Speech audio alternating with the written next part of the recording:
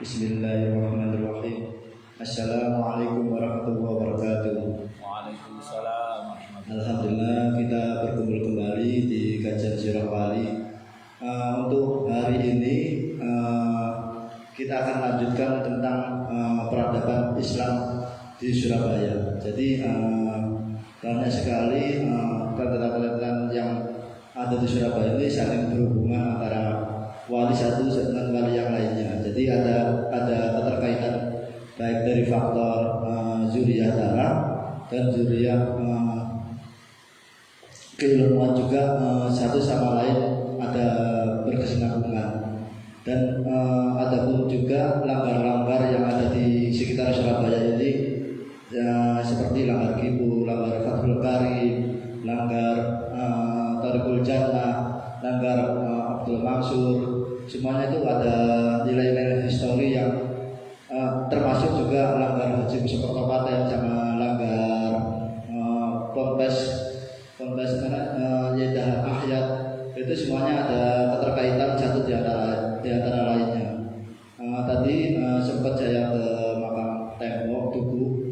Ternyata memang di sana kawasan itu banyak makam-makam ulama-ulama yang terkaitannya dengan muassis-muassis Nahdlatul Ulama. Jadi untuk generasi muda Nahdlatul Ulama, ayo monggo istilahnya dikaji dan dibuat semacam tafatilas. Jadi perlu adanya tafatilas berdiri Nahdlatul Ulama. Di sini banyak tokoh-tokoh yang sampai saat ini banyak yang belum diketahui beliau makamnya ada di mana dan zuriyahnya siapa. Untuk itu saya serahkan kepada Mas Asrul untuk memberikan keterangan tentang peradaban Islam di Surabaya. Terima kasih. Yes. Alhamdulillah. Assalamualaikum warahmatullahi wabarakatuh. Waalaikumsalam. Kalau kemarin saya telah membahas tentang bagaimana perannya Mbak Ampel sebagai seorang konseptor ulum, ya. Jadi beliaunya ini merupakan sutradara dari berkembangnya Islam di wilayah Surabaya dan sekitarnya. Kalau bukan ngomong Nusantara ya, tapi kalau ngomong tentang Surabaya. Nah, sekitar tahun 1397 Saka itu Mbak Ampel mulai namini tiang sepuh, sudah fisiknya sudah berkurang dalam dakwah dan sikap itu. Beliau mengumpulkan beberapa santri-santrinya, termasuk anak-anaknya beliau, termasuk dari Raden Qasim, juga Raden Ibrahim, Mbah Zainal Abidin, Raden Paku, Raden Patah, dan beberapa santri yang lainnya. Jadi di situ dirapatkan bahwa nantinya yang akan menggantikan Mbak Ampel, Mbak Rohmat ini di pernikahan Ampel Bento ini diputuskan adalah Raden Qasim. Cuman untuk dakwah syiarnya ini Mbak Raden Rohmat ini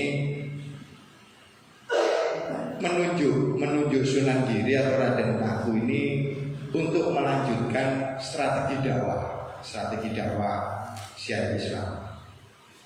Jadi memang ada beberapa kajian tentang sejarah ketika Mbak Ampel wafat ini sekitar 1481 Masehi, di usia 81 itu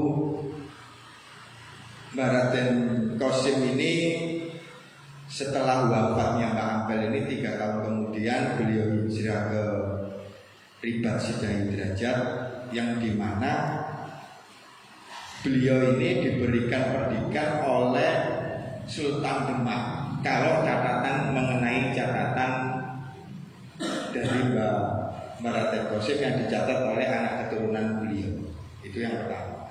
Ada beberapa naskah yang mengatakan bahwa Demak itu berdiri setelah berdirinya Giri Kedaton 1487.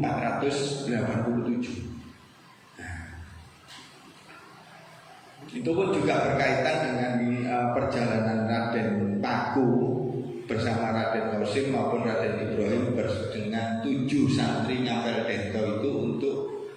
belajar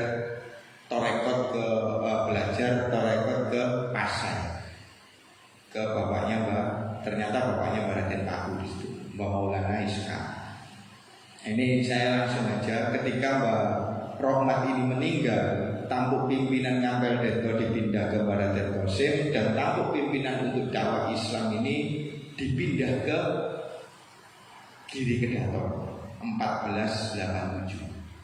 Nah, setelah itu Mbak Raden Paku ini tidak melakukan dakwah syiar di mengajarkan ngaji, bukan. Nah, kalau dulu difokuskan di satu tempat untuk merekrut santri-santri, kalau Mbak Raden Paku ini mencoba untuk melakukan penutupan kesetra, pepunden atau pemujaan yang masih ada. Nah, kalau dulu santri datang itu kan ini mungkin sekeding ya, tapi ini Mbak Raden Paku mencoba untuk melakukan rodsu menutup kesetra itu tadi. Ini peralihan dakwah Islam yang ada di Ngampel Dento dipindahkan ke Giri Kedaton. Cuman di Ngampel Dento ini hanya sebagai perdikan atau tempat santri ngaji. Itu seperti itu. Jadi memang pada waktu itu sudah ada pembagian wilayah dakwah maupun wilayah politik. Jadi wilayah politiknya itu diserahkan kepada ahli waris kerajaan atau keturunan dari Raden Kertawijaya, yaitu Raden Patah atau Raden Hasan. Nah, kami ini kan Raden Hasan yang berjuluk Sultan Alam Akbar.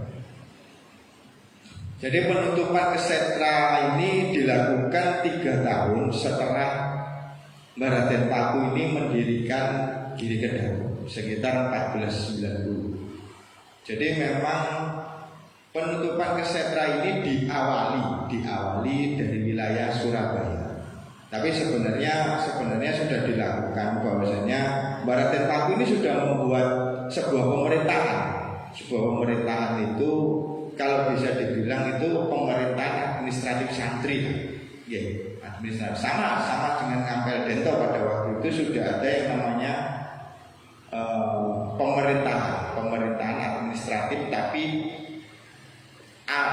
versi atau ala santri, bukan sebagai wilayah politik, tapi wilayah dakwah. Nah, kalau sekarang rame-rame menggugat, saya akan menceritakan saja sebagai pembanding. Tapi ketika nanti ada sebuah naskah sejarah dan yang lainnya, monggo kita dimusyawarahkan. Nah, seperti itu. Kadang ini jaluk beneri piyambak, kula niki jaluk beneri piyambak, padahal tidak. Nah, ketika orang tidak melihat setelah selanjutnya apa yang saya sampaikan atau saya dialogkan. Kalau ini kan monolog saya itu tidak didengarkan sampai habis. Nah, makanya kita harus hari ini kadang medsos itu kencang, diketok-ketok ngoten, akhirnya ada beberapa pembunuhan karakter. Nah, seperti itu. Nah, monggo mboten napa-napa. Ini wahana ilmiah, di mana wahana ilmiah itu kita saling berdiskusi dengan beberapa elektrosi, ada saksi, ada alat bukti, elektrosi polisi. Tapi ini kita membawa naskah-naskah yang memang itu karangannya mbah-mbahnya Pak Dewi sanes karangannya kebubuli motor siwer nopo tiang sing digengket kali kebubuli motor siwer. Makanya ada kata-kata di Gunting, ada kebubule di Solo. Itu sebenarnya hadiah dari VOC, makanya disebut kebubule. Bila kebo Indonesia, gitu. Tapi itu karena hadiah dari VOC, maka disebut kebubule. Bentuknya gitu, boten ireng, coklat, ya kebuli-bulian gitu. Nah, Kiai Slamet nih, almarhum Kiai Slamet. Nah, diawali dari penutupan setra Boko Putih. Memang ada setra pada waktu setra Pakundan atau Pemujaan ini memang ada setra yang paling besar dan ada setra-setra pendukung. Nah, contoh Boko Putih ini dulu merupakan setra paling besar di Surabaya. Ini di wilayah Surabaya dalam Naditira Pradesa. Prasasti yang dikeluarkan oleh Hayam Wuruk sekitar 1358 Masehi. Nah, Boko Putih ini memiliki setra-setra pendukung. Boko Putih mungkin jenengan boten semua lek ten Ngampel Dento niku wonten setra atau candi.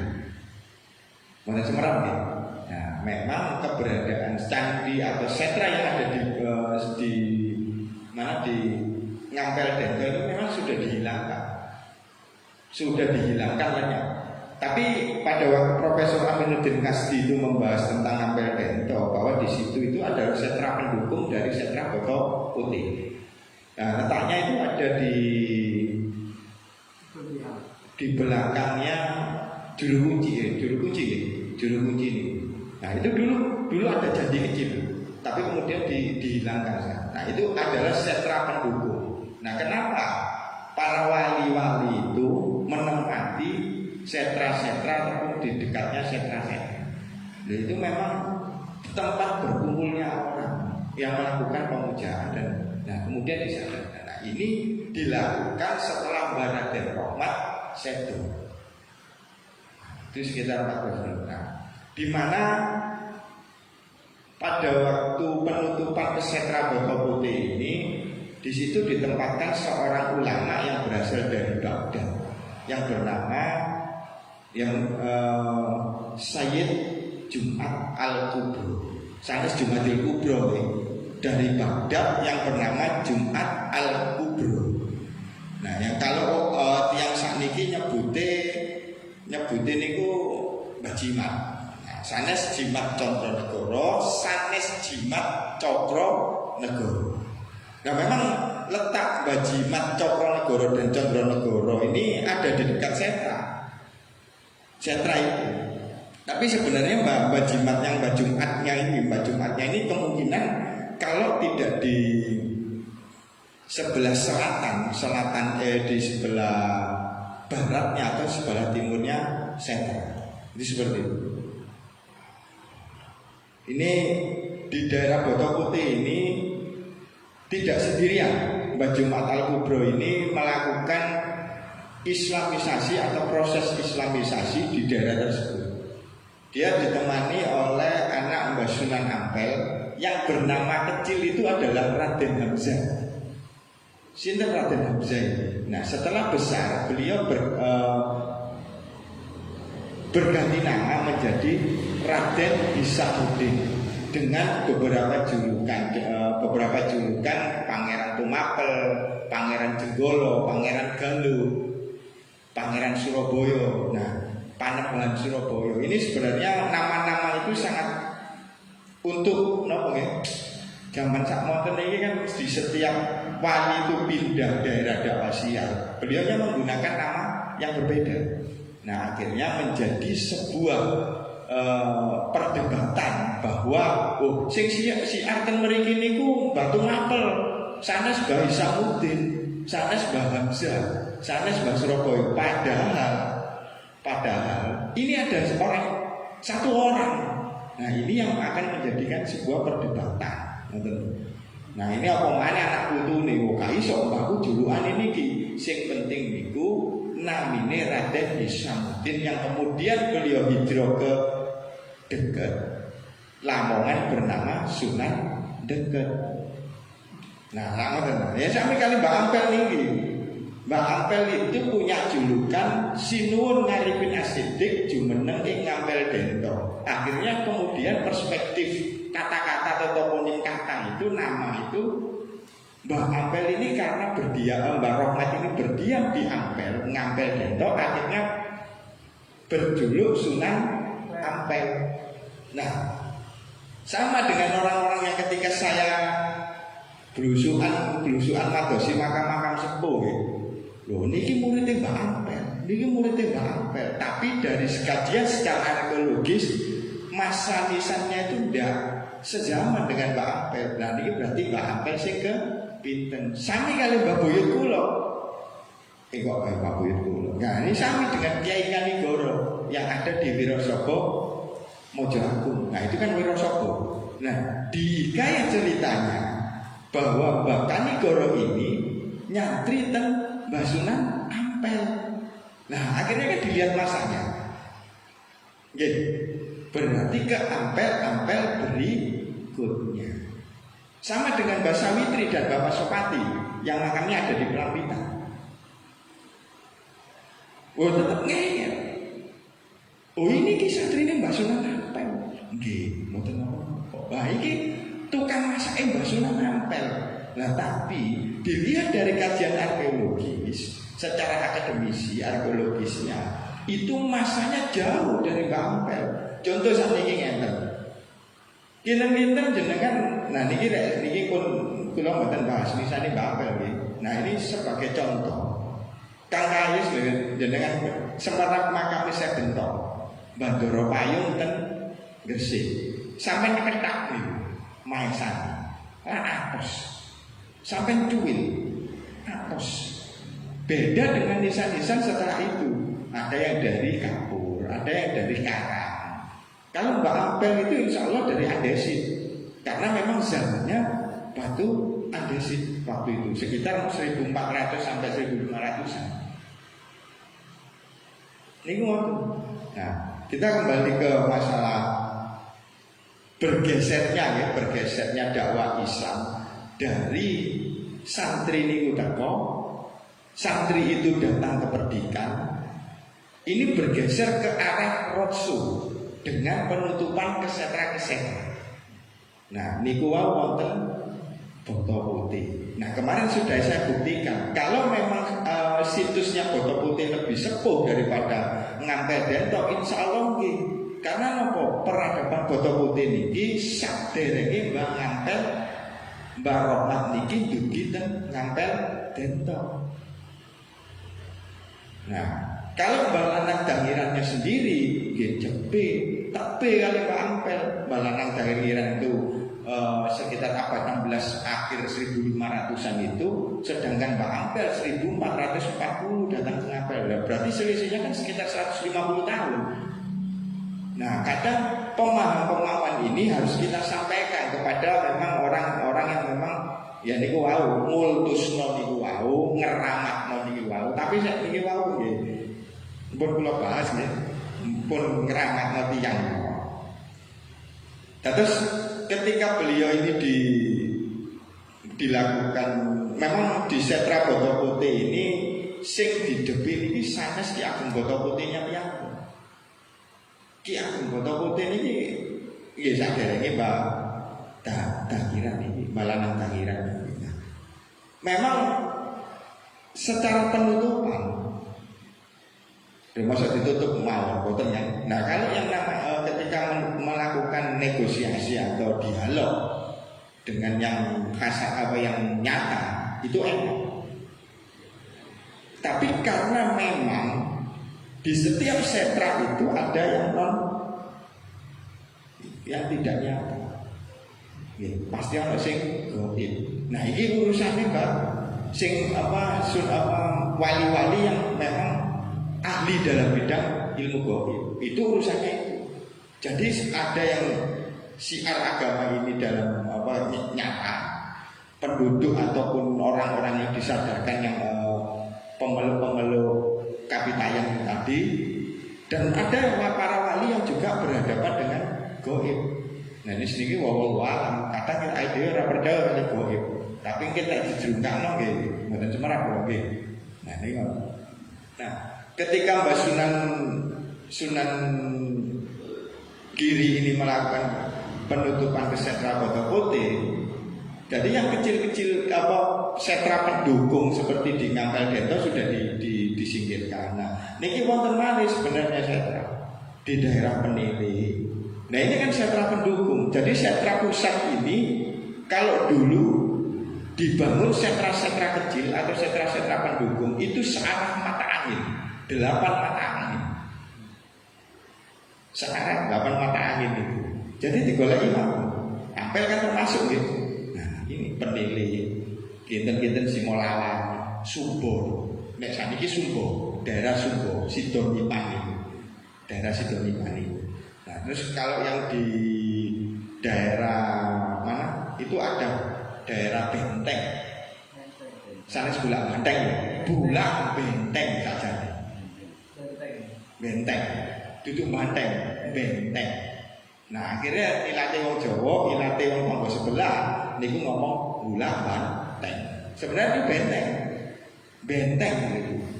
Nah, di situ ada. Dan sekarang insya Allah masih ada mungkin. Masih ada di daerah Bulak Benteng. Bulak Benteng itu sebuah sentra ataupun tempat pemujaan. Insya Allah masih ada, sering diberikan itu, tapi cuma tidak untuk angkatan laut gitu. Nah itu sentra-sentra pendukung dari Boto Putih, daerah Penilai. Daerah Penilai itu ada di dekatnya masjid, yang sekarang sudah jadi makam kalau tidak salah itu. Nah itu dulu ada di situ. Nah karena apa? Saya bisa ngomong ketika kenapa Penilai itu, karena memang ada catatan pertemuan Maulana Ishaq Bapak Mbak Raden Paku niki kali adine Dimas kali Mbak Rohmat niki niku terpenilih tulisannya penilih panilih sanes penilih panilih. Nah di situ memang dipilih untuk penilih itu memang ada di situ. Itu setelah Mbak Rohmat di Ngapel. Memang di penilih itu ada. Itu adalah sentra-sentra pendukung yang ada di Boto Putih. Nah, ketika itu ditempatkan Sayyid Jumat Al-Kubro bersama Raden Hamzah atau Raden Hisamuddin atau Sunan Dekat ya, Pangeran Tumapel. Neten kiri ya wonten Pangeran Tumapel. Ini Pangeran Tumapel versi dari Ngampel Dento. Nama boleh sama, julukan boleh sama, tapi nama dan bin-nya berbeda.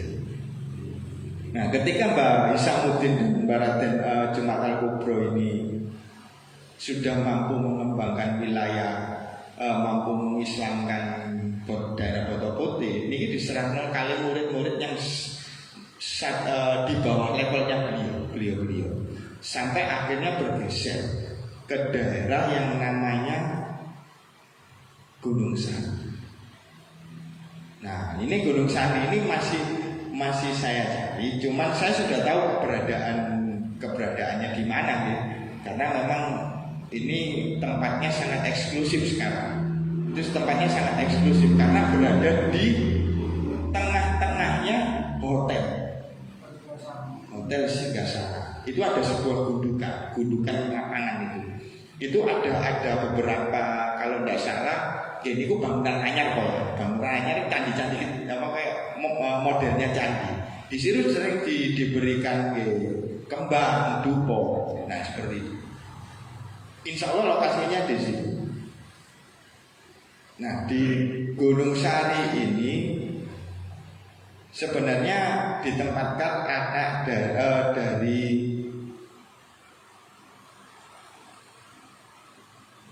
Mbak Ampel sing ragil.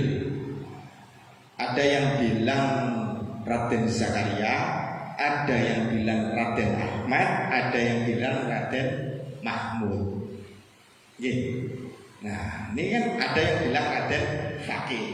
Nah, memang perselisihan nama ini kadang niki karena sing turunan mereka nyatet namine Ahmad, turunan mereka nyatet namine Mahmud, sing mriki nyatet Fakih. Memang ada perdebatan. Tapi ini adalah anak bungsu dari Mbah Sunan Mbah Raden Rahmat yang dulu ceritanya ditolak oleh kakak-kakaknya. Pada waktu Mbah Rahmat niki wafat, ada seorang ya kemungkinan sekitar usia 15-16 tahunan datang ke Ngampel Dento dan mengaku anak dari Raden Rahmat. Disuruh balik Raden Ahmad Siddiq.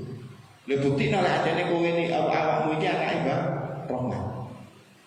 Tapi hanya dalam jangka waktu 3 bulan beliau kembali. Wis hafal kabeh. Wafat kabeh. Nah, pripun belajari? Ya tanglet bareng mat sing nguruki nggih, karena memang pertama dipelajari secara goib sama Mbak. Ya, niku saya berbicara dengan orang akademisi ketika saya bicara bahwa Raden Siddiq Ahmad Siddiq ini adalah murid Mbah Sunan Mbah Raden Rahmat sekaligus anaknya. Padahal Mbah Raden Rahmat sampun wafat. Di boten apa? Akhirnya boten kepanggih gitu. Oh, tidak mungkin. Nah, ketika Mbah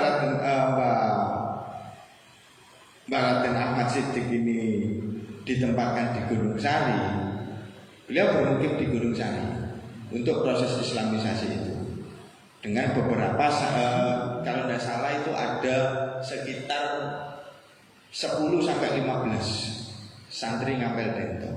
Ya, ini dari berbagai penjuru sebenarnya, penjuru Nusantara. Terus ke wilayah Jogoloyo. Nah, Jogoloyo ini kan celak kali keberapa kali Gunung Sari. Niki kula petano ini berurutan sampai ke daerah Wanjangrahu atau Sepanjang. Dan di situ ditempatkan seorang ulama yang bernama Kiai Matesi yang berasal dari Pati, Jawa Tengah. Ini muridnya Sunan Giri. Ya, sebenarnya muridnya Mbah Sunan Ampel, kemudian dibawa ke Giri. Nah, untuk belajar dulu. Terus ke wilayah Bogangin. Nah, ini ditempatkan seorang ulama yang juga santrinya Mbah Raden Rahmat yang berasal dari Sumenep. Kalau di catatan ini Songenep itu ada Raden, ada yang mencatat itu Raden Panji Surawikromo, ada yang mencatat Raden Panji Wirokromo. Dan sebenarnya sama kode kromo ini gitu. Bukan Raden Panji Wiryokromo bapaknya Jayalantara. Beto Y mau. Nah, ketika penutupan ini sama. Yang paling berat itu di Jogoloyo. Paling berat Jogoloyo.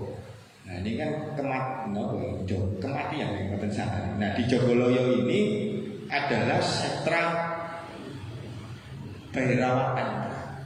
Sampai ke daerah Kebraon itu Bhairawa Tantra semua.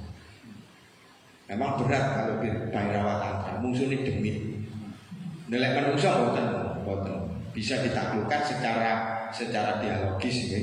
Dialogis itu bisa. Tapi kalau demit ini tidak bisa kalau sudah mengarah ke Bhairawa Tantra. Nah, ini pasti demit sing ora. Demit sing ora. Ini kok. Nah, kita berada ke wilayah Jogoloyo, Bogangin niku mau Raden Surawikromo, terus Kebraon ada santri Sunan Giri yang dari Jeporo yang bernama Kiai Cinde Amo Kamrongan. Nah, kalaupun ini Mbah Cinde Amo dengan Mbah Cinde Kamrongan ini sama, nah bisa dilihat aja apakah di daerah Kebraon itu ada yang namanya Mbah Cinde. Ternyata Mbah Cinde di situ sudah berubah menjadi Mbah Jumua. Kalau orang-orang sana mengarang Mbah Jumua. Nah, itu ada dua sebenarnya. Jadi makamnya Mbah Ireng itu selaku pimpinan sentra yang ditaklukkan oleh Mbah Cinde Kamrongan. Nah, kemudian Mbah Cinde Kamrongan mengikuti Mbah Raden Ahmad Siddiq dan beliau meninggal di Kebraon Gang 5. Nah, jadi memang ketika yang namanya setelah ditaklukkan pimpinan sentra itu ditaklukkan memeluk Islam, beliau yang menjaga itu. Tapi tetap ada ulama yang ditempatkan di sentra tersebut. Nah, kemudian di Wanjangrahu. Nah, ini ada anak Ahmad, ada anak Mbah Rahmat. Sebenarnya penutupan ini di Surabaya Raya ini sebenarnya banyak. Sentra-sentra yang ditutup, sentra-sentra kecil yang ditutup oleh beberapa santri Mbah Sunan Ampel. atau Baraten Rahmat. Di Bungkul itu pun, di Bungkul ya, kemarin itu ditemukan beberapa bata kuno. Ya memang Bungkul itu peradaban lama. Di situ memang ada setranya, cuman yang menutup sinten. Nah, yang menutup itu adalah Mbah Sunan Giri sendiri. Mbah Sunan Giri sendiri pada waktu beliau ini nili moro sepai. Kok ini belum ditutup? Akhirnya ditutup itu dengan Mbah Sunan Giri itu, insya Allah lingga dan yauninya itu ada di sebelah belakangnya masjid yang sekarang sudah jadi rumah. Belakang langgar itu dulu ada. Nah, memang di situ ditemukan bata-bata kuno, enggak? Karena di situ adalah tempat setranya. Nah, memang peralihan dakwah Syiar Surabaya ini, ketika kalau dulu Baraten Rahmat itu mendidik santri ada di suatu tempat atau perdikan Ngapel Deto, bergeser ke Giri Kedaton dengan menutup setra. Berarti bisa dibayangkan atau bisa dikatakan tidak Mbah Wali ketika dipimpin oleh Mbah Sunan Giri ini tidak melakukan, maksudnya ya melakukan, tapi sebagian besar melakukan roadshow, mengenalkan Islam pada setra-setra yang ditutup. Nah, akhirnya wonten sanggar, dadi langgar. Nah, ini memang kadang kok biyen iso dadi langgar. Nah, nek sembahyang dilanggar kan mboten napa-napa nggih. Mboten napa-napa nggih. Karena memang dulu itu sanggar kemudian itu memang tempat-tempat berdoa pada waktu itu, kemudian diganti dengan langgar. Tapi kalau nggih mboten ngertos toponimnya langgar itu apa. Ya, tapi yang jelas sanggar itu diganti jadi langgar. Nah, memang itu kemungkinan untuk memudahkan. Nah, ini memang banyak permasalahan yang ada di Surabaya ini tentang tidak diketahuinya apa yang ditutup oleh apa peran Mbah Sunan Giri setelah Baraten Rahmat ini wafat. Nah, terkadang kan Mbah Sunan Giri, Baraten Paku ini tidak pernah disebutkan perannya seperti apa. Bahwa peran Baraten Paku ini hanya mendirikan Giri Kedaton. Nah, itu sebenarnya tidak. Banyak sebenarnya Baraten Paku ini menutup Kedaton, menutup setra-setra itu memang banyak.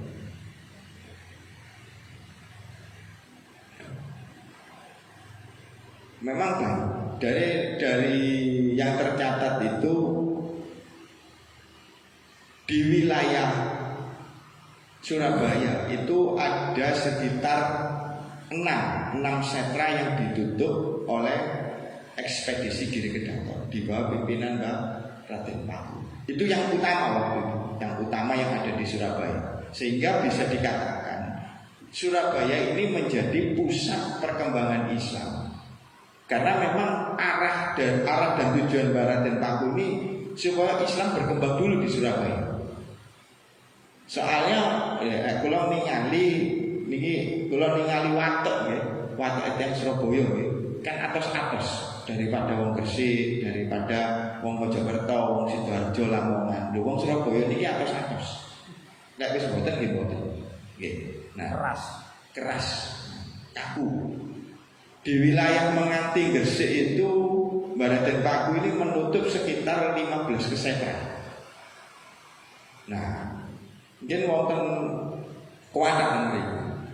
Dan di Menganti ini juga ditempatkan seorang patih waktu itu yang juga paman beliau untuk memimpin pemerintahan ala santri. Itu bernama Pangeran Haryo Pinate, adik dari Ki Ageng Pinate, keluarga Pinate Bali. Niku mau. Nah lek Mbak Nyai Abdul Pinati niki yang Palembang. Nami Cina niki lek mboten salah nggih. Lek mboten salah berarti bener nggih. Nah, itu tercatat bahwa nama asli dari Mbah Nyai Abdul Pinati itu adalah Sidania. Cina Palembang. Nah, makanya kemudian ada cerita Palembang itu ada keterkaitan hubungan darah dengan Giri-Giri, sampai dari kerajaan Palembang itu memberikan hadiah untuk makamnya Sunan Giri, hadiah gebyok. Sajane gebyok Mbah Sunan Giri nggih wonten piyambak, terus maten-maten didamel kali Mbah Sunan Prabai. Niku ngoten. Nah, di situ ada. Coba jenengan mungkin tiliki nggih. Di situ ada lek yang Jawa niku ngarani napa? Untuk waktu itu, menandai waktu. Napa kakak untuk menandai waktu? Bukan, no. Nah, niku sangkakala. Sangkakala niku wonten sangkakalanya di situ itu tertulis 1506. Lah lek Mbak Prapen kali malih 1605 niku. Nah, balik ke peradaban Islam Surabaya. Setelah ditutup itu, nah setelah ditutup oleh Mbah Sunan Giri itu tidak hanya ekspedisi satu, kemudian ekspedisi 2 ini dilanjutkan oleh Mbah Sunan Dalem, Raden Zainal Abidin. Nah, ini juga merambah sampai daerah yang memang ini kalau bukan bahas Gresik, tapi kalau bahas yang ke arah Surabaya, yang menjadi bagian dari Kabupaten Surabaya. Nah, itu di Sidoarjo itu ada banyak sebenarnya. Sidoarjo itu ada banyak. Yang salah satunya itu adalah yang sakniki yang terdapat dalam sima yang dikeluarkan pada kerajaan Medang itu adanya Bungur Asana. Nah, Bungur Asana. Nah, Bungur Asana ini adalah bungur asing. Itu adalah tahap kedua setelah Mbah Sunan Dalem menggantikan Mbah Sunan Giri. Bungur Asana. Sing sakniki dados bungur rasi. Ada mungkin teng daerah pundi sing sakniki dados pundi? Wedara Candi. Itu rentet Wedara Candi nanti sampai ke daerah pundi Wage, terus sampai ke daerah Sedati. Itu memang prosesnya proses penutupan sentra yang dilakukan oleh Mbah Sunan Dalem. Itu memanfaatkan beberapa santri yang ada di Ngampel Dento, di santri Nikoto Putih, santri-santri yang sudah ditutup sentra-sentra tersebut. Karena mereka memahami karakteristik yang namanya karakteristik orang atau pemeluk agama-agama Kapitayan dengan melakukan pepujahan. Mereka tahu sih. Jadi memang ada apa nggih? Ya santri ini Mbak Raden Rohmai, katakan Mbak santrinya Mbak Hisamuddin, Mbak Raden Qasim atau siapapun ini kadang lebih sepuh daripada Mbahnya Piyam. Itu logika, karena memang Islam itu dikenal baru. Karena memang yang menempati sentra-sentra ini sampun sepuh sedang. Nah, ketika mengenal Islam, belajarnya kan sampun sepuh, tapi mereka mengenal karakteristik penduduk ataupun masyarakat yang ada di sekitar sentra. Nih, sampai saat ini kalau hanya tidak membahas tentang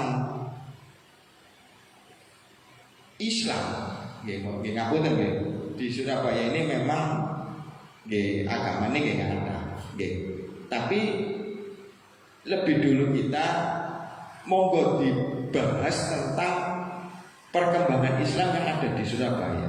Kita bedakan secara ya terserah abad per abad atau per 10 tahun atau per 20 tahun atau itu nanti akan ada mapping di mana dakwah syiar itu selalu berganti-ganti strategi.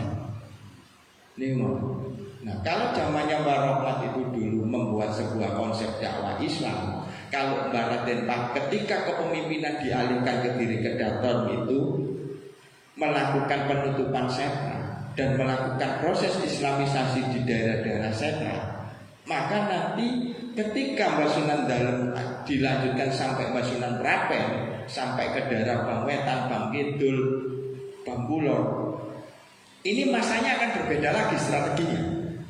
Sama dengan di Surabaya. Kalau dulu sekitar tahun 1450-an itu, ya pondoknya Mbak Raden Rohmat. Ada beberapa tinggalan pondok sebenarnya, tinggalan pondok yang dilakukan oleh Mbak Raden Rohmat. Ini khususnya di wilayah Surabaya. Dan sampai hari ini saya hanya menyaksikan saat ini sekarang tidak ada tinggalan pondok Mbak Raden Rohmat karena memang sudah berganti strategi dakwah. Contoh saat ini Mbak Rohmat dulu pernah mendirikan pondok di Bangkuning, Ngapel Gading. Sajangnya Kang Yunus Ngapel Gading itu lebih cenderung atau lebih condong ke Bangkuning. Ada sekarang pondok di situ? Tidak ada. Bekul itu dulu sering didatangi oleh Mbak Rohmat. Penilih, Simolawang atau apa Sumbo situ Nipah nih. Tidak ada. Pasarean Agung, tapi Pasarean Agung itu kan adalah wilayah saudara sepupu beliau ya. Mbak Raden Puroyo di situ, ada di situ. Jadi memang hari ini yang masih tertinggal itu setelah generasi 1600, di situ ada Kiai Kanigoro. Kalau betul nyebut Mbak Sulaiman, ya. Kalau nyebut Pangeran Emas atau Kiai Kanigoro.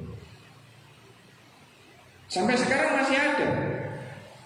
Dan apa yang dibangun ataupun ditempatkan anak-anak beliau, keturunannya masih ada sampai detik ini. Sekolah sebut wilayah Wonokromo.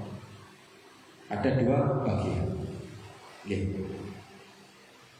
Terus mantul-mantul menginjak ke daerah yang ada di pinggiran perbatasan itu masih ada Medot. Ada Tambak Sumur. Itu dulu Tambak Sumur itu sekitar era 1700-an, 1700 ketika kekalahan dari Surabaya keras, motor. Nah itu pergeseran di situ. Akhirnya dipindah sampai ke Sono Budura. Ini perkembangannya sampai itu. Jadi memang daerah tengah ini dulu simbolnya sekitar 1630, 40, 50-an itu ada di Kiai Abdullah Mansur. Bahwa Kiai Abdullah Mansur ini pergerakannya dulu memang beliau melakukan sebuah perjalanan bukan dari negeri Melayu, dari Singapura. Karena pada waktu itu kalau diskusi kali anak turunnya dari yang makamnya ada di Ngampel itu beliau dari Pakistan, tapi bermukim di daerah Singapura. Karena pada waktu itu Singapura mengalami gejolak dan kemudian orang-orang yang ada di Islam yang ada di sana itu melarikan diri semua, lari ke Surabaya sehingga disebut kampung Melayu. Karena asalnya dari Melayu, bukan Melayu. Di Mboten Semerap ya, Melayu karena Melayu Mboten Semerap ya. Cuma bermukimnya ada di Pabean, Panggung. Makanya ada yang bilang bahwa Pabean dan Panggung itu adalah kampung Melayu. Begitupun juga Mbak Abdullah Mansur. Tapi akhirnya saya jelaskan, Mbak Abdullah Mansur ini perjalanan beliau ketika keluar dari Sumenep, beliau menuju Besuki, dan di Besuki ini beliau menuntut ilmu dan kemudian sampai berjalan kembali ke Surabaya. Itu melintasi daerah Wanareja itu. Makanya wonten Wonorejo. Wonten Wonorejo Pasar Kembang, wonten Wonorejo Medokan. Daerah Medokan yang Wanareja. Kalau tulisannya Wanareja. Nah, ketika Mbak Abdul Mansur ini perkembangan Islam pada waktu setelah era 1600-an. Kalau 1400-500-an itu masih dipengaruhi oleh pergerakan dari dakwah Syiar yang diatur oleh Giri Kedaton. Niku mau. Nah, ketika adanya Sultan Agung, nah, dengan julukan seperti itu, nah ini memang banyak perselisihan paham tentang siapa Sultan Agung, apakah benar beliau menaklukkan Giri Kedaton, apakah benar beliau menaklukkan Surabaya, bismillah, sing ngertos bae. Cuman secara prinsipal setelah dikaji benar dan memang ada beberapa sumber-sumber dari anak keturunan Sultan Agung Giri Kedaton maupun Surabaya, ternyata perang itu tidak ada. Karena memang perang itu tidak ada, hanya kesalahpahaman. Niki kalau ini sempat diskusi tentang Panembahan Agung dan Sultan Agung. Panembahan Agung Raden Bagus Muslim dengan Raden Mas Rangsang. Niki sekitar penyerangan Batavia itu lewat salah sekitar 1630 gitu. Nah, 1630 itu Sultan Agung meminta bantuan ke Pasuruan, Surabaya, dan Gresik. Nah, ketika minta bantuan itu alhamdulillah disetujui oleh Panembahan Agung untuk mengirimkan santrinya untuk menyerang yang namanya Batavia. Tapi di situ ada, karena surat ini yang pegang bukan orang Giri Kedaton, tapi orang suruhan Sultan Agung. Karena memang orang Sultan Agung ini, insya Allah lek sanjangi buyut niku, ini sebenarnya adalah antek-anteknya VOC. Akhirnya surat itu dirubah bahwa Giri Kedaton yang surat aslinya yang mau dikirimkan ke Sultan Agung itu mau membantu Sultan Agung dengan mengirimkan sekitar 500 santri, itu dihapus dan itu diganti bahwa Giri Kedaton tidak bersedia membantu Sultan Agung. Niku seperti itu. Nah, akhirnya Sultan Agung ya apa iki Giri Kedaton ora gelem ngemangi aku ini. Dan malah Giri Kedaton itu di Panembahan Agung difitnah mau menyerang Mataram. Akhirnya disiapkan pasukan itu.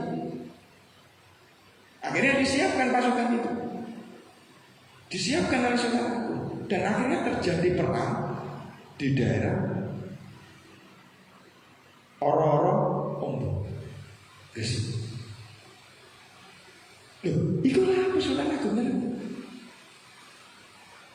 Tidak ada pembunuhan di situ, hanya dikalahkan. Jadi Giri Kedaton itu waktu itu dipimpin oleh namanya Raden Wuryadi, Pangeran Senopati yang makamnya ada di Greteng Gresik. Itu akhirnya Sultan Agung datang. Setelah kekalahan itu Sultan Agung datang. Sebenarnya tidak dikalah, cuma disuruh pulang sama Pangeran Senopati, pasukan Sultan Agung. Nah, sebelum kedatangan Sultan Agung inilah Pangeran Pekik datang bersama Kiai Kanigoro, juga beserta anaknya yang bernama Kiai Joyo Prawiro dan juga Kiai Santri. Duh, nih dia musyawarah, nih resah. Ini ada kesalahpahaman. Ngoten. Sanes baku lho sing nuntun Giri Kedaton, boten niku cerita fitnah niku. Beliau ini datang ke Giri Kedaton untuk menanyakan, leres tak koyo ngoten. Ya ora bener. Akhirnya besoknya Sultan Agung datang. Sesudah pangeran pergi, lu kan wonten nyaketane. Yang datang di pangeran yang datang bersama pangeran pergi ke Giri Kedaton itu adalah Pangeran Mas Kanigoro, Pangeran Mas Santri, dan Pangeran Mas Joyo Prawiro. Lu jelas. Sebenarnya tidak ada itu namanya perang. Ya Surabaya ora tau ditaklukno karo Mataram. Lha kok nyerekal terus. Nggih, berontak terus Surabaya. Nah itu memang ketika itu Sultan Agung akhirnya berdialog dengan Panembahan Agung. Lho ora ngoten Dimas. Surat ini kok ngeten. Akhirnya orang yang memasukkan surat dari Panembahan Agung ini lari ke daerah barat. Wallahu alam itu siapa? Itu ada karena memang catatan itu jelas. Giri Kedaton tidak mau membantu Sultan Agung. Giri Kedaton mau menyerang Sultan Agung. Nah itu yang ada di surat palsu itu. Akhirnya kaya lagune Ayu Ting Ting alamat palsu. Nah ini memang sengaja Islamnya Sultan Agung yang berjuluk Sayyidin Panatogomo niki wau kalimatullah nggih niki diadu domba kali dulure piyambak. Sama dengan Surabaya, bahwa Surabaya ini nanti akhirnya menyerang Mataram, terus dirabekno Pangeran Pekik sampai Nyai Bandar Sari. Lah ngoten. Lho iki perkawinan politik. Apakah ketika perkawinan politik ono sebenarnya? Mboten. Wong Jaya Lengkoro niku insyaallah wafate Boyo Jaya Lengkoro niku insyaallah wafate 1630. 5 tahun setelah katanya Surabaya dikalahkan. Mboten. Lho sakniki logikane ngeten ya. Kali Surabaya dibuntu damel napa? Wong gedene saknoten. Itu yang pertama. Terus yang kedua, ketika kali Surabaya dibuntu, apa orang-orang penduduk Surabaya ini tidak ada yang namanya sumur?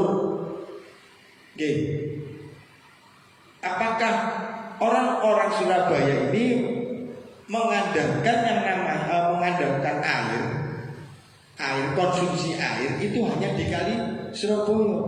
Mboten. Lagi apa sumur-sumur tuwa niku? Nggih. Masa kalau sumurnya penili nggih wonten sumur, ngampel wonten sumur nggih setiap itu wonten sumur sedang. Nah ini masih saya pertanyakan apakah benar kali Surabaya itu dibuntu? Buntune damel nopo? Gede lho kali Surabaya niku, wong kapal loro gede-gede kamot kok. Nggih leres nggih.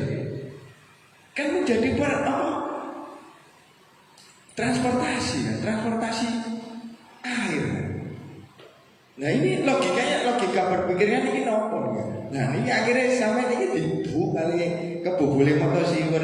Sebenarnya Mataram ini juga diadu domba dengan si kebobole Motosiwer itu. Nah ini toponim ya, kalau ngomong toponim. Nah Surabaya ini riyen, kalau ulang tahun Surabaya hari ini lebih mudah daripada Giri Kedaton, kula nggih protes. Mbak Den Paku nyantrine ten sinten? Mbak Rohmat. Berarti keberadaan Mbak Rohmat ini lebih dulu daripada Giri Kedaton. Nggih.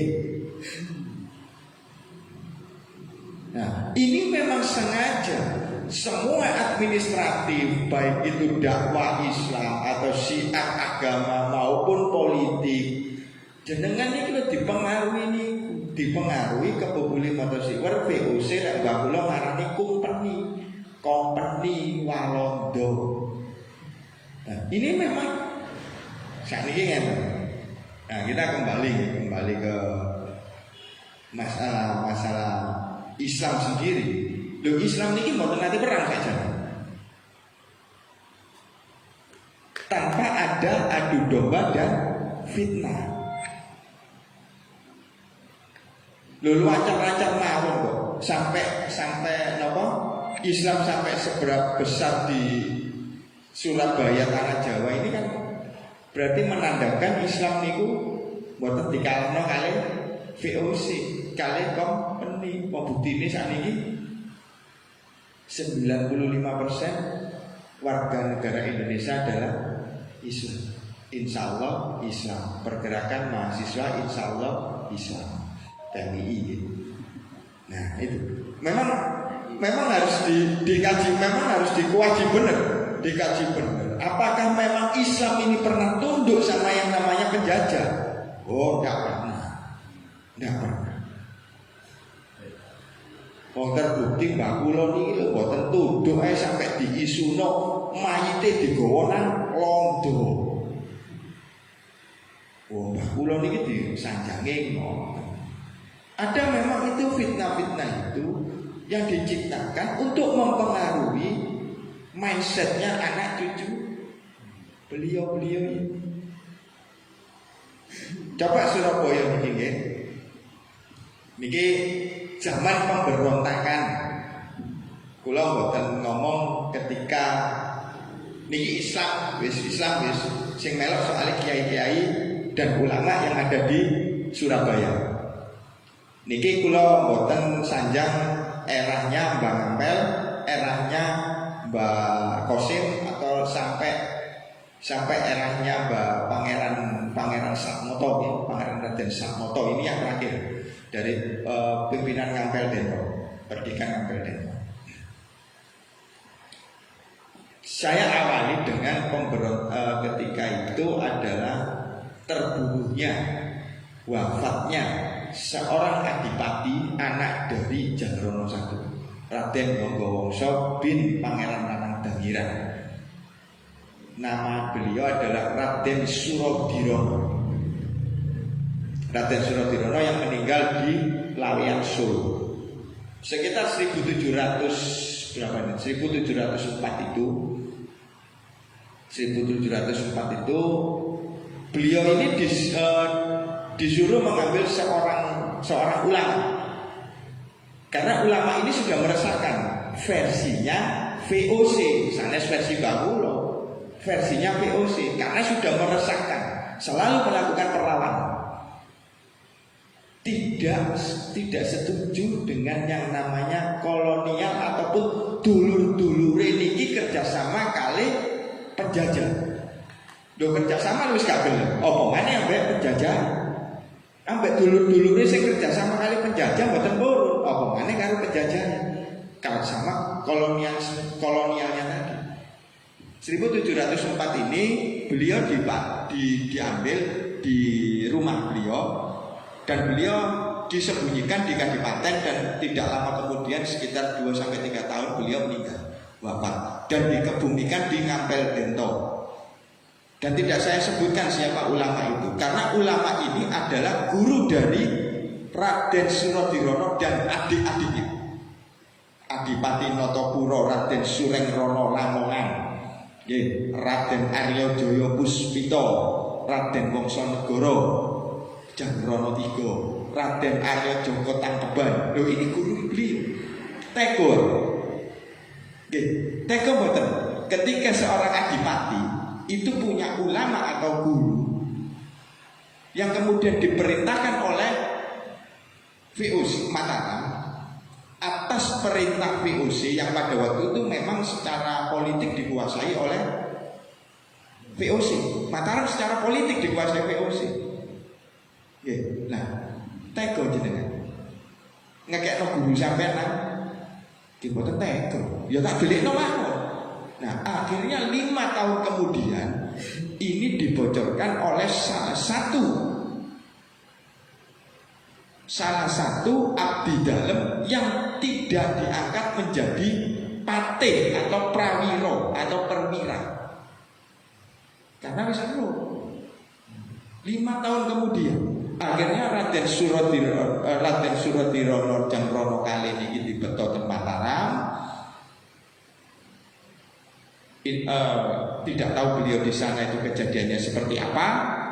Beliau wafat di daerah Laweyan Solo 1709 itu ada pemberontakan dari pengganti Jamrono Kali atau Raden Surodirono yang tidak lain tidak bukan adalah adiknya yang bernama Raden Wongsonegoro berjuluk Arya Jaya Puspita Jamrono III.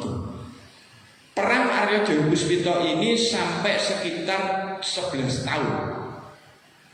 1709 sampai 1720 sampai wafatnya beliau.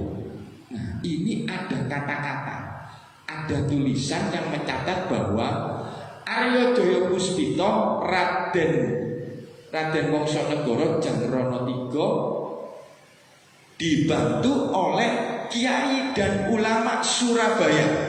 Sopo? Terjawab sampai hari ini? Tidak akan saya sebut. Tapi hari ini akan saya buka. Soalnya kalau dikatakan amin cerita karepmu dewi terus nolakonmu. Yang membantu Arya Jaya Puspita ini adalah anak dan menantu sang guru. 1 Pangeran Mas Bekul, 2 Pangeran Mas Surabaya, 3 Pangeran Mas Patihan, yang keempat adalah menantu beliau Raden Mas Galung, Pangeran Mas Galung, makamnya ada di Sulung. Dan yang keenam adalah anak-anak beliau, anak dan menantu beliau yang berjuluk Pangeran Mas Kedudukan Bagus. Ini menantu beliau. Nah, berarti kan ada sesuatu. Islam itu secara ikatan emosional kalau saudara-saudaranya itu dicederai atau dilukai, terluka tidak? Insya Allah terluka. Islam pada waktu itu. Tapi lawannya jelas, medan pertempurannya jelas dan siapa yang dilawan. Sanes dulure piyambak. Tapi orang dari negeri seberang. Karena ingin menguasai saat ini ngeten Jawa Timur kali negeri seberang niku sing jajah Indonesia niku luas putih. Mboten wonten apa-apa. Nggih. Wong sampai yang namanya Netherlands itu karena tanah itu di bawah permukaan laut dibendung kali dam. Akhirnya namanya Amsterdam, Rotterdam. Jadi ada balas budi, ada memang saja ini nggak mungkin buatan balas budi karena memang ini suatu keharusan pada waktu itu. Nah setelah Arya Joko tangkepan, loh ini wis 1700-an ini dakwah syiar Islam gini ku memerangi niku kan beda kan? Nggih, medane beda. Kalau dulu niku napa menghadapi orang-orang yang memang belum memeluk Islam. Tapi ini yang memeluk Islam dan bekerja sama dengan kolonial. Dados 1700 sampai 1730 ini perang terus Surabaya. 1720 dilanjutkan oleh adiknya Raden Arya Joko Tangkeban yang berjuluk Jamrono Sekawan. Nggih. Terus nggih. Nah, beliau pun wafat. Ini dibantu oleh masih keturunan ini. Keturunan sang guru tadi, sang guru dari Surodino. Dan memang beliaunya ini orang penting. Makanya sampai didahul sampai londo diomongno digawa nang londo. Dia mana apa lagi? Niki versi kula kali Mbak Buyut kula niki keyakinanku. Nah, ketika 1724 kekalahan Arya Joko Tangkeban, makul ngoten waktu itu kalau tidak salah Gubernur Van Inhofe yang ada di Batavia itu melantik seorang adipati yang bernama Raden Mas Banding. 1724 sampai 1730. Oke, apa? 1728 sampai 1730.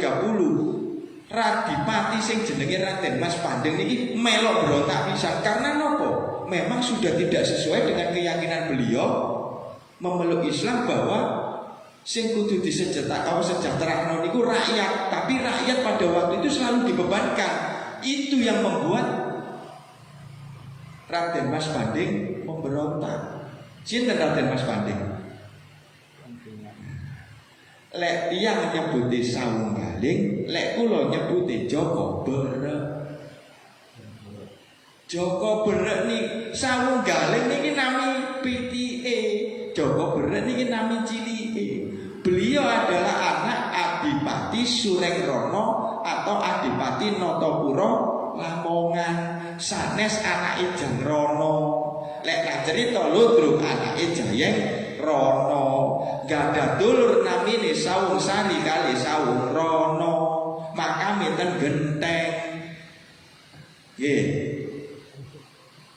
Pun nggih. Lho karena memang Raden Mas Banding ini bukan anak waris yang dari niku mboten.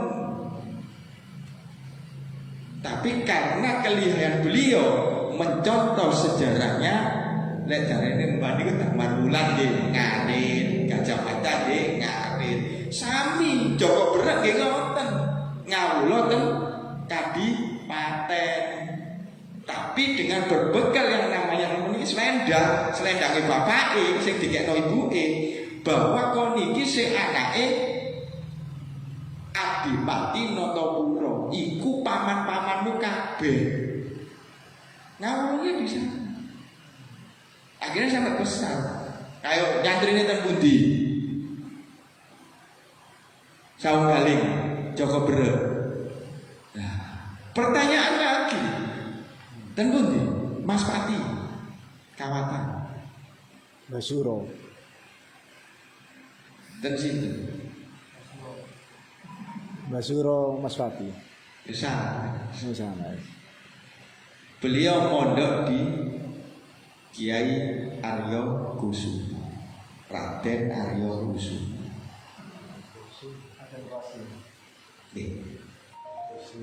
Jadi memang pusat dakwanya Islam itu setelah Ngampel Dento ini tidak dijadikan pusat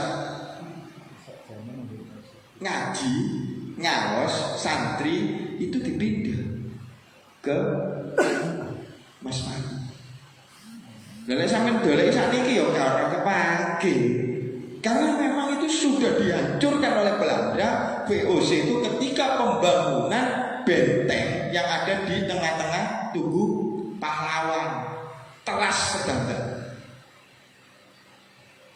Berontak terus gitu, berontak terus Surabaya nih. Gitu. Nah, lek cerita nilo truk pripun. Nah, ada tragedi Keramat Gantung. Nah, kalau di Instagram kalau ini, ya mau apa? Sempat saya membahas, apakah ada yang namanya Adipati Aryo Jayeng Kusumo? Lurano. Nah itu padahal yang mengeluarkan orang-orang dinas arsip yang membuat cerita. Gitu. Aryo Jayeng Kusumo ini adalah pate zamannya zamannya Surodirono, zamannya Aryo Joyo Puspito sampai Joko Tangkeban. Itu Jayeng Kusumo. Aryo Jayeng Kusumo kaping pisan niku Pangeran Mas Kepatihan. Pangeran Mas Patihan. Itu Aryo Jayeng Kusumo kaping pisan. Kalau Aryo Jayeng Kusumo kaping pindho iku Kiai Pangeran Mas Raden Mas Aryo Kusumo. Anake Pangeran Mas Surabaya, makane ten Kawatan. Nggih mboten kula kiai jeneng ki bingung kabeh. Nggih. Nah memang Surabaya ini mulai 1700 sampai 30 tahun itu selalu terjadi pemberontakan oleh adipati-adipatinya itu. Nah ketika Islam bergeser, maksudnya pondok Ngampel itu digeser ke Mas Patih itu sebenarnya bukan Mas Pati. Lek Mas Pati kan beda, Pati kan mati kan. Nah, itu Mas Patih saja. Mas Patih, tempatnya Patih-Patih Mas atau penasehat-penasehat raja atau adipati Kadipaten atau Keraton Surabaya. Itu ada di situ semua. Makanya kalau kepatihan itu patih perang. Kalau prawiro itu ada di kampung Praban. Itu adalah tempat perwira-periwan di bawahnya patih. Nah, lek sing nang patihan niku katakan kolonel nggih, sing ten Mas Patih niku jenderal nggih, bintang 1, bintang 2, bintang kejora. Nah, sing ten prawiro niku pangkate niku mayor niku. Nggih, sama letnan, niku ten kapten mriku sedanten kampung perwira, prawiro lek. Nah, itu pergeseran itu memang ketika hancurnya Masjid Surapringgo 1772 karena kepentingan VOC mendirikan benteng, yang kemudian setelah benteng itu didirikan kemudian ras Justice ya, napa gedung mahkamah konstitusi. Nah, niku kan mahkamah konstitusi ini saat ini dados napa kebenaran ya. Nggih, kebenaran. Nah, bentengnya itu dulu ada di Tugu Pahlawan. Bentengnya itu ada di Tugu Pahlawan dulu. Setelah penghancuran Surapringgo. Nah, langgar inilah yang menjadi saksi bisu pergerakan Islam setelah runtuhnya Masjid Surapringgo. Ada Masjid Simolawang, Masjid sing nama Endrasono, Masjid Penili Lawang Seketeng, Masjid Pelampitan, Masjid sing direne Mbah Boyo Tondo niku Ketandan, Masjid Bebis. Duh, ampun. Yo mboten bangunane nggih mboten ngeten. Sesek kasih. Nah, itu kan era-era 1800 ke atas ketika Adipati Glundung itu membangun masjid-masjid. Nah, niki dawuhe sinten? Nggih dawuhe gurune. Gurune niki tasih sinten? Nggih gurune niki gurune Adipati Glundung. Raden Ilat-Ilat ini masih duriya dari Kawatan. Masih duriya dari sang guru yang disembunyikan oleh Raden Suradirono. Ya ngapunten, memang Islam setelah Raden Rahmat itu sekitar 1600-an itu, setelah 1605-1603 itu kodi atau penasehat agama atau waktu itu adalah Pangeran Mas Kanigoro. Tidak salah kalau keturunan dari Pangeran Mas Kanigoro ini banyak punya pondok, kebon dalam, Penili, Kawatan, Wonokromo, kalau mau buatan nyebut jeneng, buatan itu, Tambak Sumur, Sono, Brebek, Siwalan Panji, Kedung Duro, Sawah. Tak saya coba. Karena memang pada waktu pergeseran itu Pangeran Mas Kanigoro ini punya peran sentral di bidang dakwah. Selain beliau sebagai penasehat strategi militer dan pemerintahan. Nah makanya tolong betul wantun ngaku anak putu nih Mbak Pangeran Mas Kanigoro, wis aku tak dadi santri mawon. Nggih. Ini itu memang ada peran di situ, ada peran. Nah bergeser kemudian ketika munculnya Mbak Abdullah Mansur di Sawahan, sampai anak keturunannya memimpin Ngampel Dento sampai almarhum Yai Ubed, Yai Muhammad bin Yusuf bin Muhammad Qasim bin Yusuf bin Arifah bin Muhammad bin Abdullah Mansur,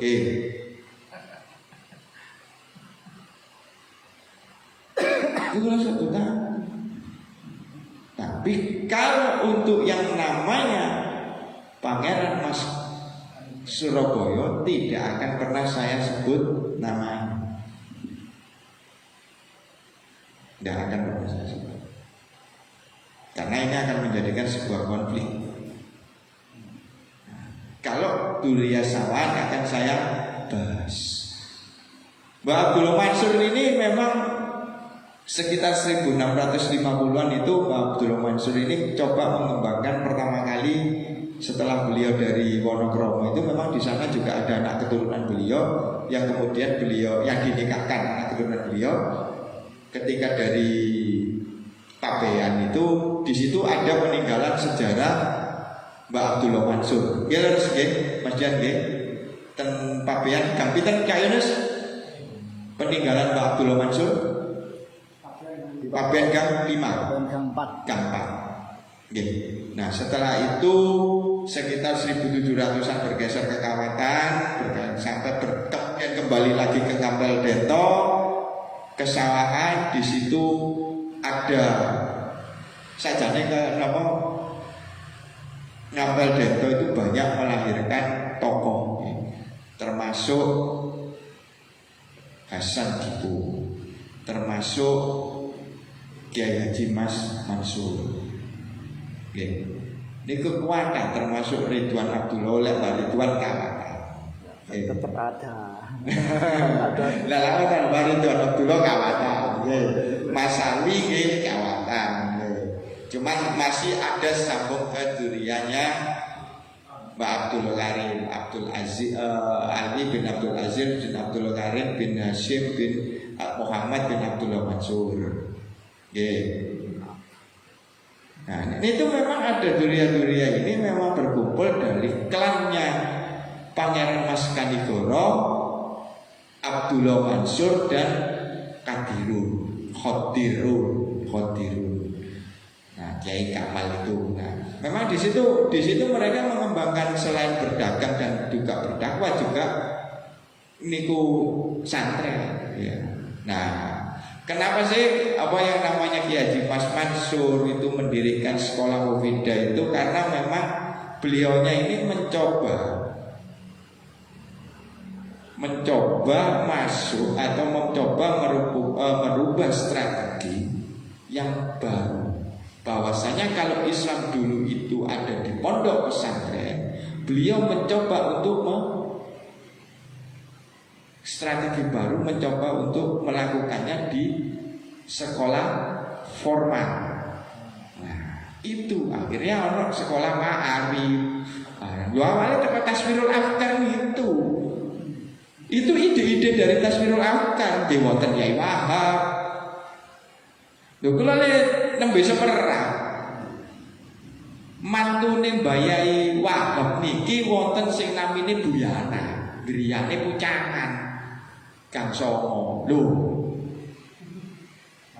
Mantu. Lah sing dirapi niki anake Wahab, lanang niki. Lho nembe semerah nggih. Kula nggih nembe diceritani kali bapak soalé. Namine Buyana. Nggih Buyana niki nggih napa nggih? Nggih ustazah sama. Sebenarnya buah contoh Mbak Dahlan Ahyar nggih. Mbak Dahlan Ahyar niki nggih gurune Mbah kula sing namine Ajeng. Buyut kula. Yai Honi nggih melahirkan tokoh seperti Yai Honi. Kemudian Yai Honi melahirkan Mbah Miftahul Ahyar. Iki durian kabeh lho. Mboten tembre-tembre. Contoh sakniki ngeten. Sampai hari ini, nggih, niki sanyange Hanya bapak niku Yai Dahlan niki Yai Dahlan Basuni nggih, Dahlan bin Basuni bin Ja'far nggih, bin Daud ya. Nah niki sedo niku pas dina Jumat leres nggih. Nah, yang makamkan itu mboten kathik. Napa nggih? Sing takziah niku Mbah Dahlan niku mboten usah dipanggul ngeten wis dipanggul sampai teko makan. Sampai kali mbakut. Nggih. Mboten tiyang nggih sing lampah.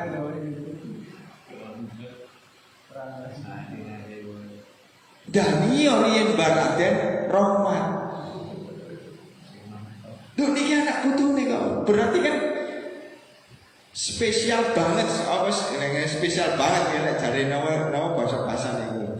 Mbak Ampel ini spesial untuk orang-orang Islam yang ada di Surabaya. Lah kok sampai dinten iki dinafikno mboten wonten wali songo niku lho pripun. Sekarang kita boleh tidak tahu yang namanya Baraden Rahmat hari ini, karena kita tidak mau mempelajari sejarah beliau. Kita tidak mau mboten semerap Raden Qasim sinten, Panembahan Romo sinten, Panembahan Rakyatna sinten. Sampai anak putune kabeh. Kalau kita tidak mau belajar tentang sejarah mereka. Siapa Pangeran Nanang Dangiran dan anak-anaknya? Beliau punya jasa besar. Anak-anaknya punya jasa besar terhadap pemerintahan Surabaya.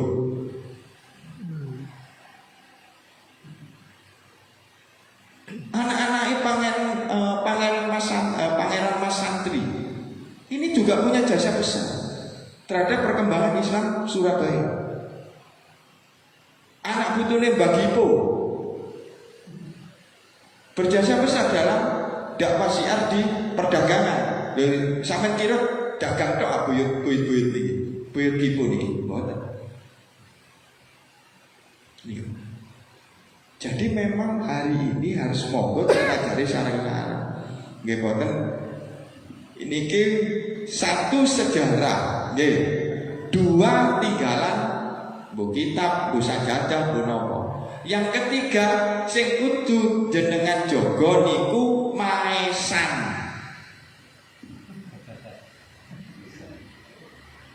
Nggih. Lah jenengan niki semerap jenenge, semerap sejarahe, semerap tinggalane, makame pundi?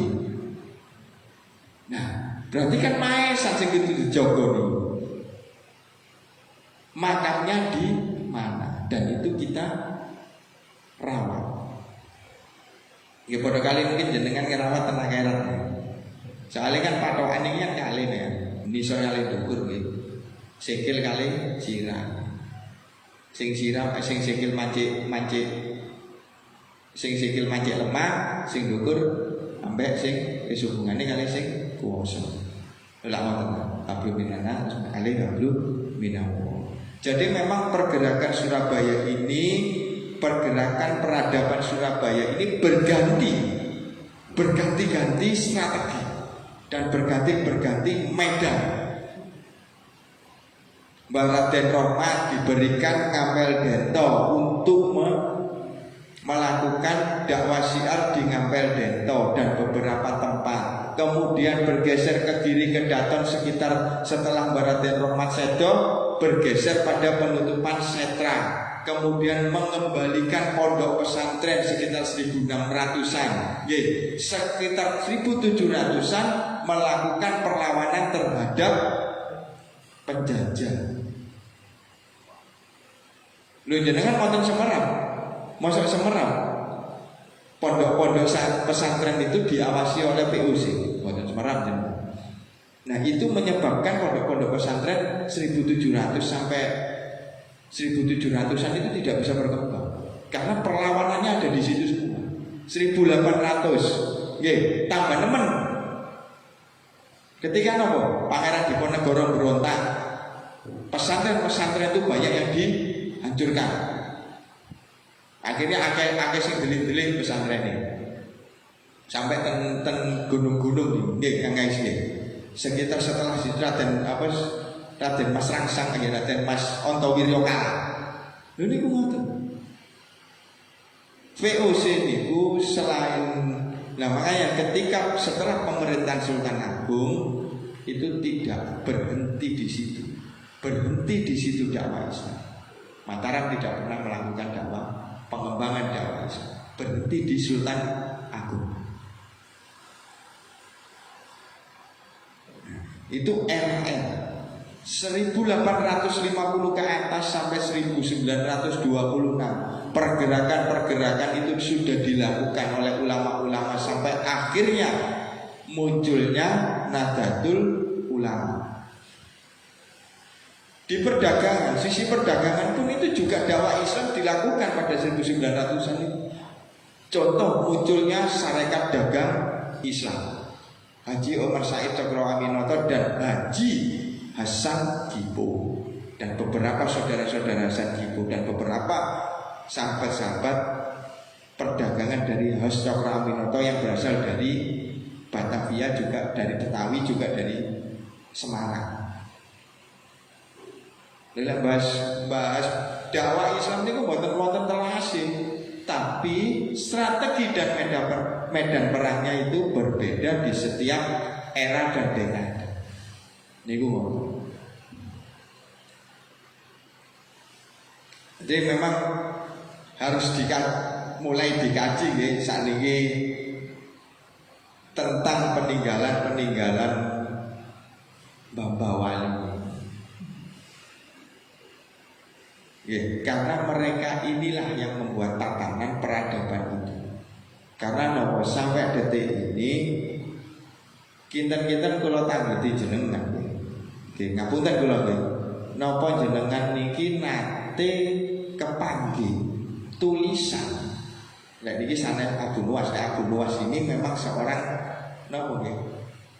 Dia seorang kok lek napa sak penyair nggih. Penyair nggih Abu Nuwas niku. Penyair ya wali saja nih, wali sing wali mastul nih. Cuman eranya Abu Nuwas ini itu sakit sama dengan ketika eranya Mbak Raden Qasim nembang tulinan gamelan sama.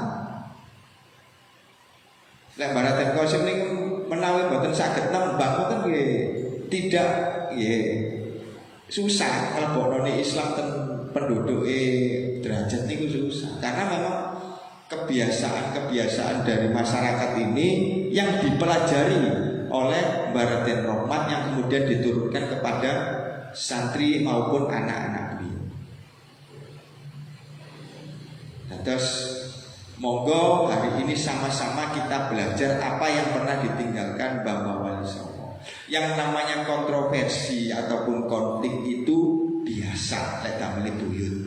Itu suatu hal yang biasa. Jangan dijadikan yang luar biasa. Jadi bisa saya simpulkan bahwa peradaban Islam ini memang kalau dilihat dari beberapa naskah dan eranya itu ada beberapa hal yang berbeda. Memang penataan mindset para wali ini memang berbeda. Dari zaman ke zaman itu berbeda.